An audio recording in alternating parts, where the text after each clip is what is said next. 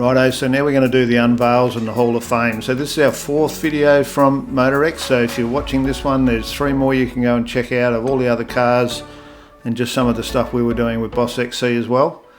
So these are some of the new unveils, and it's really pleasing to see so many nice new cars continuing to be unveiled and brought out, and it just shows how healthy the scene is at the moment. So this super nice 50 something in a 4-door, quite unusual. And now this GT here, now this is out of Grand Tourer down in Melbourne, and it's really interesting to see a complete restoration back to original. So when you look under the guards and all, it's got the overspray where it's meant to be. I mean, there's quite a few shops around now that have the knowledge to do all of this sort of stuff, and I think it's really good that these cars are being brought back to exactly how they were. It's not really my style, but you got to appreciate the amount of work and the amount of knowledge it takes to actually produce this level of build in a full restoration.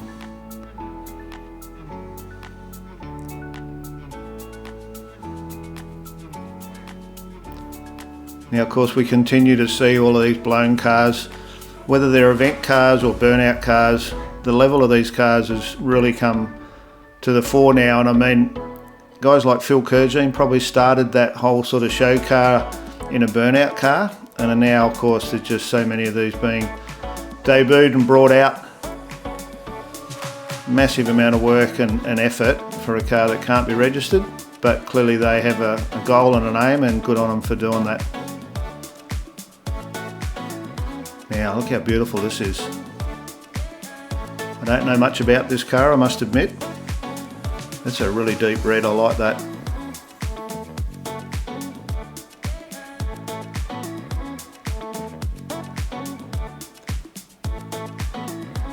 So 1934 Tudor, as from the sign.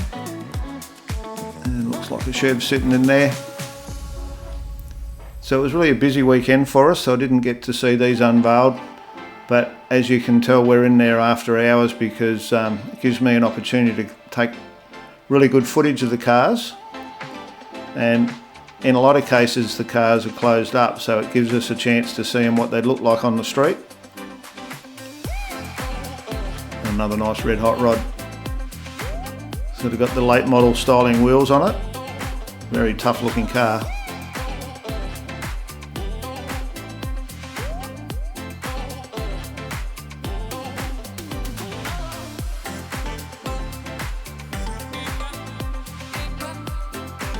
There's a Commodore with a huge amount of work done on this car.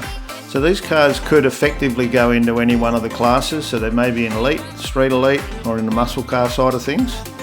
And some of these cars did win some awards, and some of them would have also had an opportunity to pre-qualify for next year's Superstars. That white interior, I like that with the blue.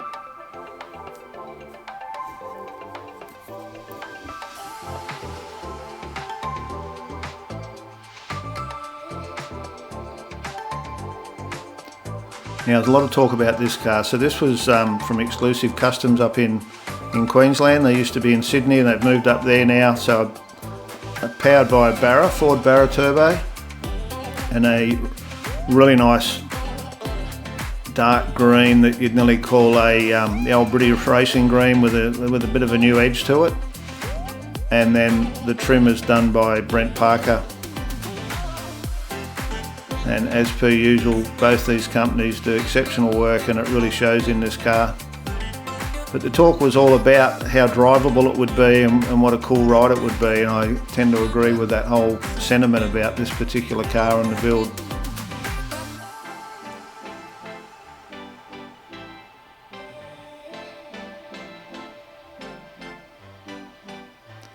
A lot of work to get all that to look like that and be as nice and clean as that.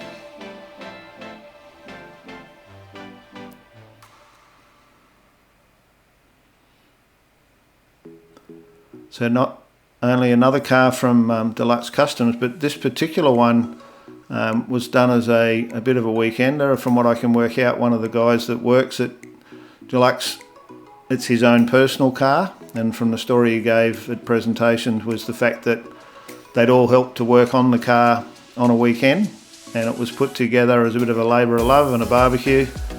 And I thought it was pretty cool that he mentioned the fact that they're not sure what they're going to do with their weekends now, because they've been toiling away at this for quite some time, and all of a sudden now they're going to have their weekends freed up.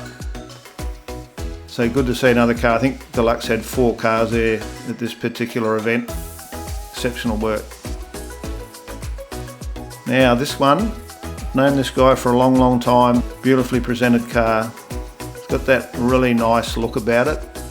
So Darren's been around for a long time and had a white HG, I think by memory, way back in the early days in the 90s, and then he judged for a while at Summernats, and I think that shows in the way this car is built and the presentation that's gone with that car. Beautiful car. Now here's one of that 4 from Deluxe. So this one's an unveil, so I'm sure we'll see this popping up at a few shows around the place now. Another car built very much along the lines of what this shop produces, which is a high level of build but drivability and very traditional hot rod styling.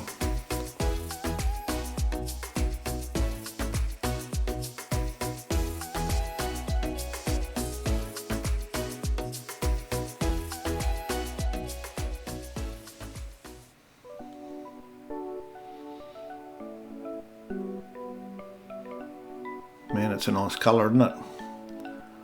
Lots of engine. So I had to come back and shoot a couple of these cars afterwards because they had covers on them or whatever when we went in to shoot at night. So that's why you can see a few people around. Very well presented car.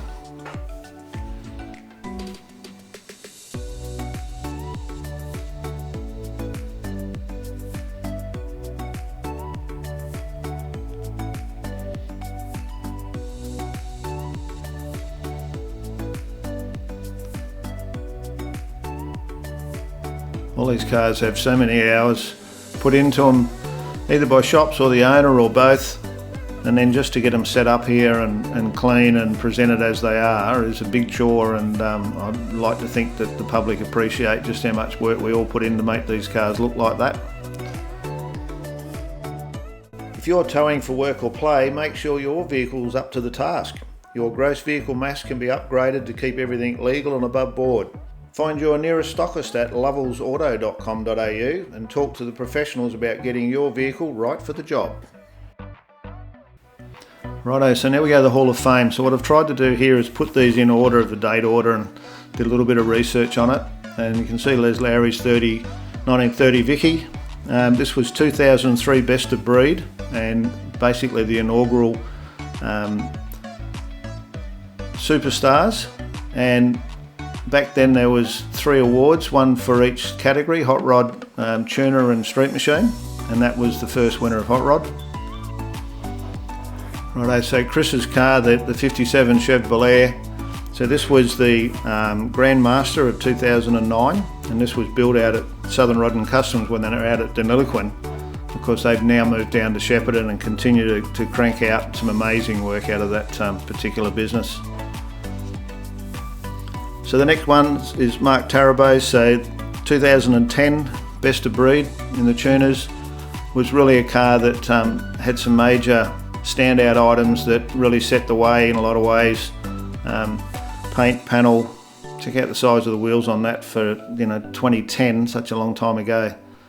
So most of these cars were standout, and what I really like about it is the quality that they're still managing to hold to this day. So Peter Fitzpatrick's FC Holden Trilogy, the 3rd version of this car and a multiple Grand Champion winner, and also the Street Machine of the Decade and previous winners at Superstars and the Grand Master, and still looking absolutely amazing considering the age of this build, and this year won the car of the 21 years of MotorEx. So Darren Lemus's Rodeo really was a bit of a standout, I guess, from the point of view, it was a mini truck, and then it went on to win Grand Champion at Summernax 22 and was best of breed in 2010. So one of those cars that once again changed the way things were done and set some new ideas in relation to the building of this sort of level of car. So we move on to 2012 now. So Ewan McDonald's 34 out of Deluxe. And like I keep saying, these guys just continue to crank the work out. And if you look at this from 11 years ago, it just still looks like it was only built yesterday. And that really does give testament to the quality of the builds of these cars, all still looking so good.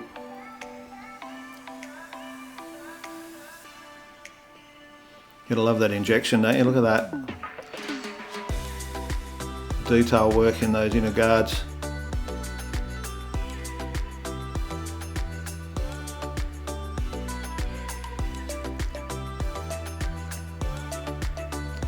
Now I do all this filming and I'm always trying to get everything right, but unfortunately I missed Mick's car in the hall, so there's a still shot there of it, and I've gone on to pinch some photos off Street Machine, and amazed me how much the colour changed when it went on the outside. And then of course that turbo diesel engine, and this was all about zero emissions, and really what Mick was doing with this car back then, and I watched some of the videos of it, and I mean this really was a groundbreaking car that I don't think a lot of people to this day realise how much innovation was in this car, and it was good to see it back out again. Now another 32, this time from Chris. So Chris Langsford, 2014 best of breed in hot rod, and that's a beautiful colour.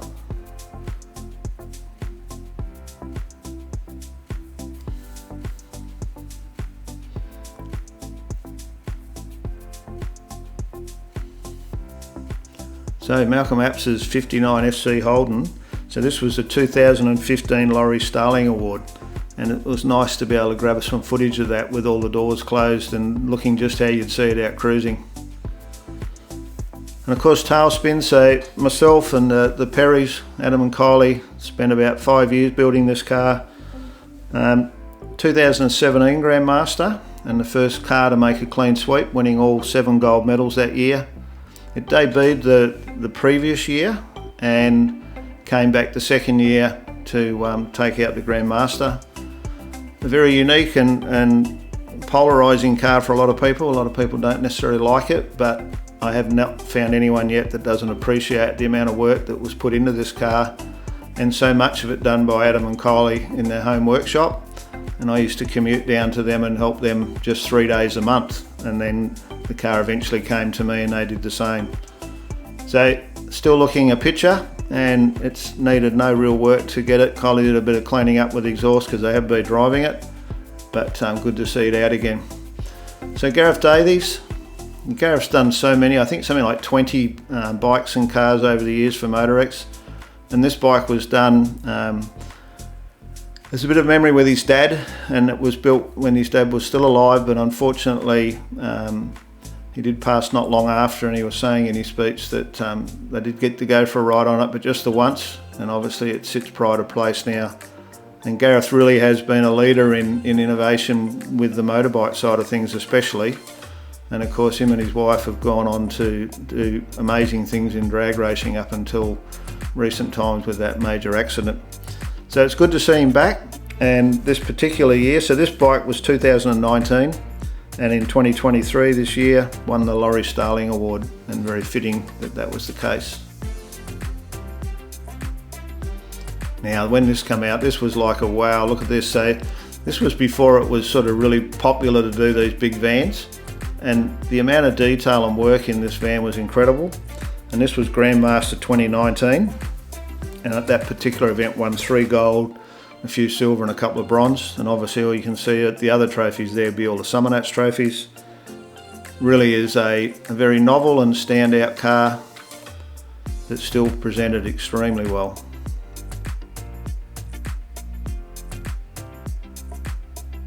It's very hard to take all of the changes and modifications in, because obviously even myself and a lot of other people really aren't aware of what they started out looking like, and they've just done such an unbelievable job.